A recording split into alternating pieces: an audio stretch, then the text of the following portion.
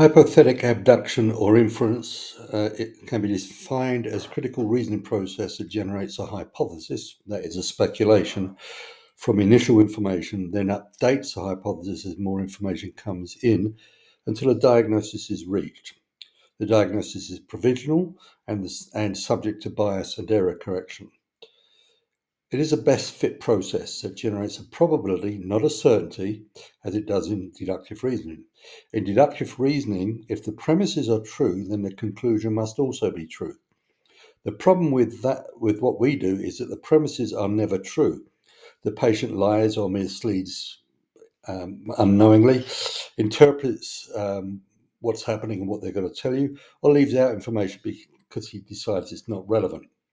So you can't be sure of the premises, and then there's the objective tests. Almost never certain. For that, you would need 100% sensitivity and specificity, and even then, you have to know that the sample that was tested was representative of the patient in front of you, and you can't know that.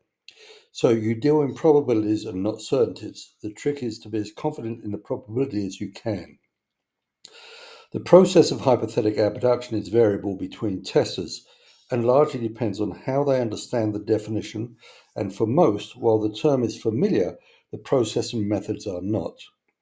The process can vary from almost random questions and tests, with the hypothesis generated after numerous pieces of evidence are considered, and these are not always relevant to the diagnosis, but include family history, past medical history, medications and surgery, activities and occupation, and much else besides.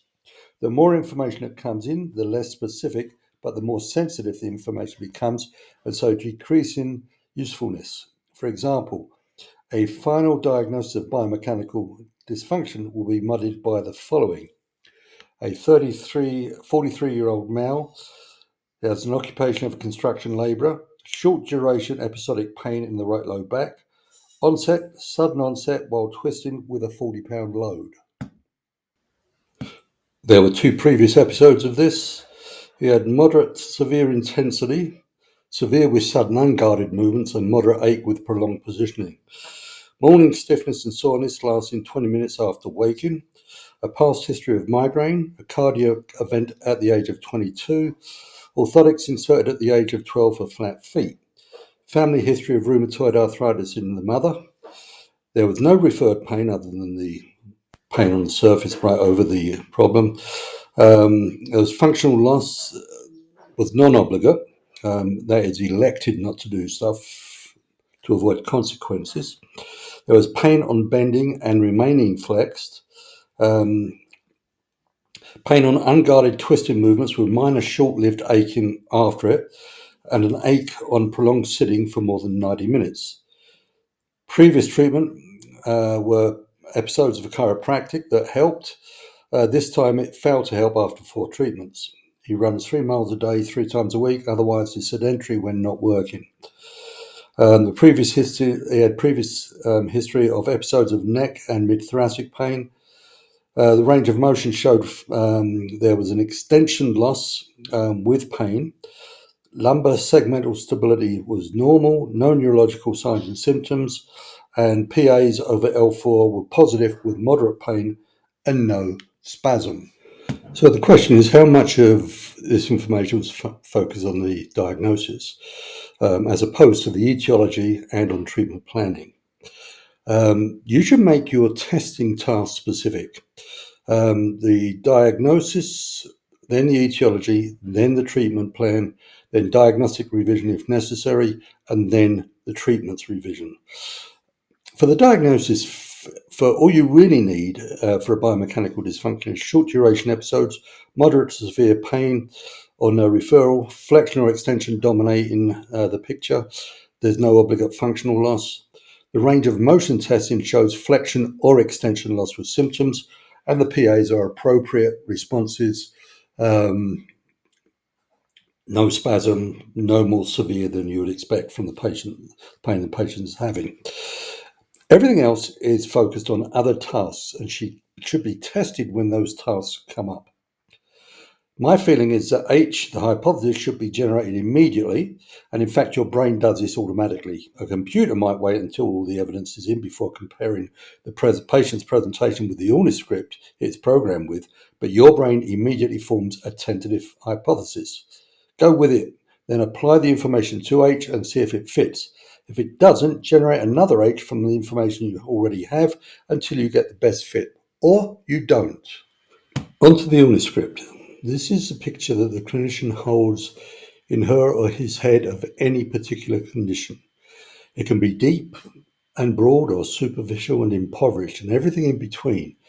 It can include rare outliers or be confined to less than average presentations and so be useless. It can be precise and accurate or imprecise and just plain wrong. It depends on the experience that the clinician has had, how much of it is had, how much quality is there, was there practice reflection. It's not just the time put in. There has to be lifetime learning and self-criticism involved in this as well in order to generate a really good illness script. You don't generate it, it generates within you. The student or new grad is heavily dependent on their instructor's illness script, and that is dependent on all the factors we talked about. The same with the author of any textbooks that were used to teach a student. In the long run, your own experiences and their quality will determine your ability to make accurate, precise, and difficult diagnoses. A self-critical approach and practice reflection will lead to quality experience and finally pattern recognition. The essential illness script is the illness script of the average presentation with all of the non-significant bits of information removed from it and only the more specific parts for the patient's presentations included. For example, tennis elbow. The sensitivity comes from where the patient experiences the pain, on the lateral elbow.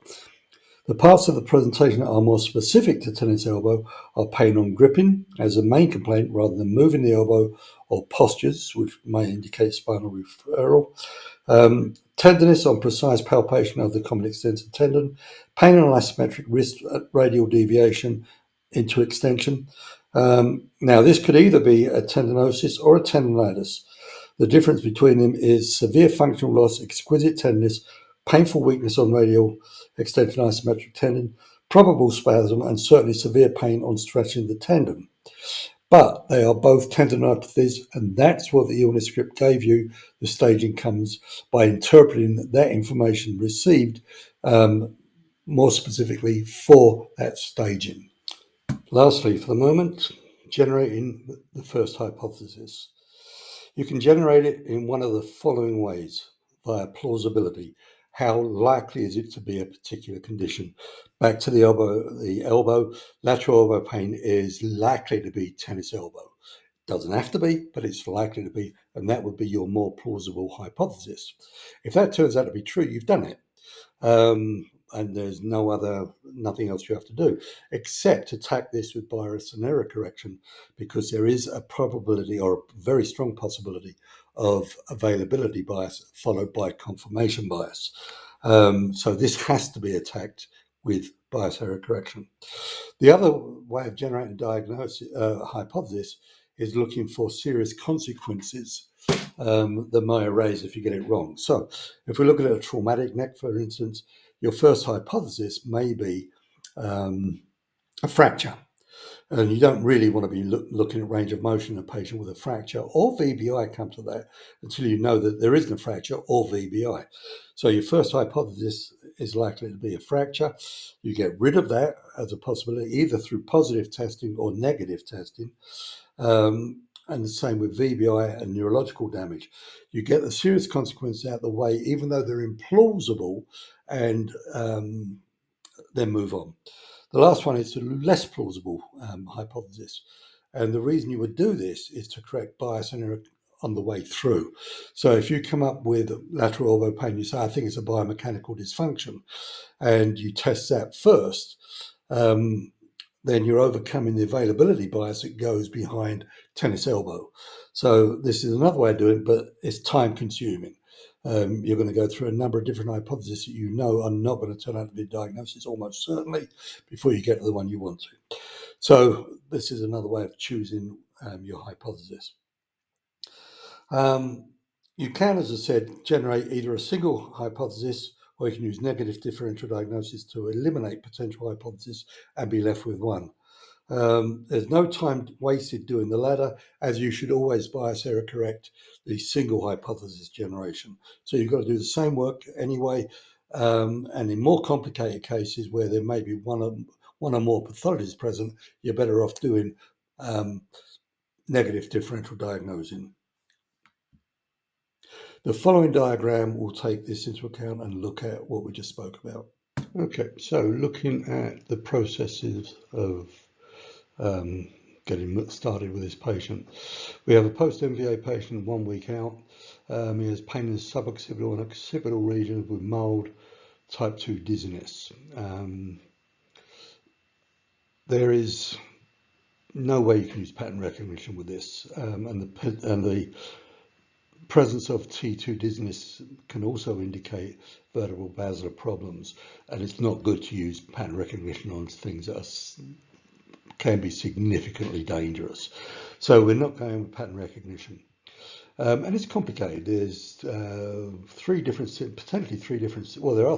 symptoms. There's upper neck pain, headache, and type 2 dizziness. So we have to generate H1. Now, I don't think doing it via a single hypothesis is a good idea, but we'll let that go for the minute. The better way would be a negative differential diagnosis, but let's go that route first, single hypothesis. So you generate it, let's say you say it's all biomechanical dysfunctions causing everything, and that's your hypothesis. You then test it with hypothetic abduction. I would again suggest essential illness, script focused hypothetic abduction, and let's say it fits. And your H1 is a diagnosis, or H2, H3, or HN. That now has to be attacked with bias and error correction. So you come from here to there, and that's it. You've done it. Now, if it doesn't fit, then you have to move to H2 to HN, and HN becomes a diagnosis, and you still have to go back to the differential diagnosis and attack your provisional diagnosis with that bias error correction. On the other hand, if you come this way, you make up a list of differential diagnoses. You've got rid of most of those biases already. If it fits, you have your diagnosis. There's no bias error correction going on at all. If there's no fit, then you basically positive test all of the differential diagnoses. And if none of those fits, you haven't got a diagnosis. So you either get a second opinion, or you refer it out to, you refer it back to the doctor and say, I don't know what's going on. But this shows you the difference between a single hypothesis and generated by that single hypothesis, and then negative differential diagnosis generating the hypothesis. With a complicated problem, I would do the negative differential diagnosis. If it's a fairly straightforward, simple problem, I would go with a single hypothesis, knowing that bias is much more likely there, and making sure that it is attacked with bias and error correction. So let's have a look at the process from presentation through to review of diagnosis and treatment plan. The first symptom is usually locational pain. In fact, that's the only one that's really useful in making H1. Now, you can either make a single hypothesis, or you can use negative differential diagnosis to generate that H1. Your choice, basically. My suggestion is that if this is a simple problem where there's one pathology, no pathologies that are serious with the consequences, then use the one that you think of, lateral elbow pain being tennis elbow, for example. The problem is that it is highly prone to availability bias and then confirmation bias and mistakes. So if you're going to do that, make sure that you check it with differential diagnoses. Otherwise, if this looks complicated, there's more than one set of pathologies, or if there are serious consequences like fractures, VBI, neurological damage, and so on, then use negative differential diagnoses. Anyway, you generate H1. You come to a decision that H1 is a provisional diagnosis. You then attack that provisional diagnosis with bias and error correction, which will be in the form of differential diagnosis and a full exam if you're worried about premature closure. Then that becomes your diagnosis if it survives that attack. The diagnosis should be pathoanatomical and as specific as possible. That will feed into your etiology search and tell you what to look for. Once you've found it, this will feed back into the diagnosis and give you more diagnoses to deal with. So you can have a primary diagnosis, which is what the patient's complaining of, and then secondary diagnosis, which will be the etiologies and the contributing factors, and then possibly even tertiary diagnosis, which is etiologies of the etiologies. Either way, you plan your treatment, which should be specific to the diagnosis or diagnoses.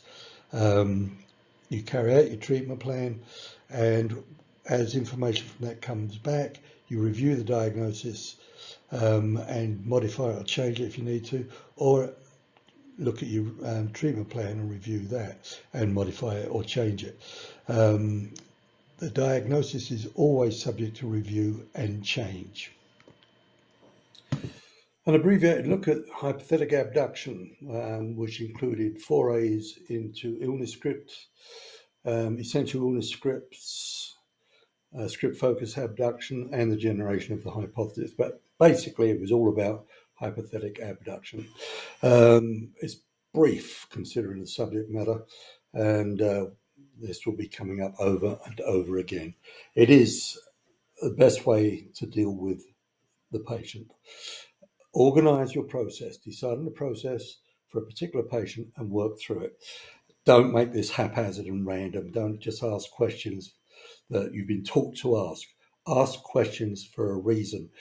This is hypothetic abduction, which means you should have a hypothesis that you're testing, not simply come to a hypothesis after asking a bunch of questions and then thinking that's a diagnosis. It's not scientific method, and it's not the way your brain works. So look at the process you're using. Okay, all right, bye everybody.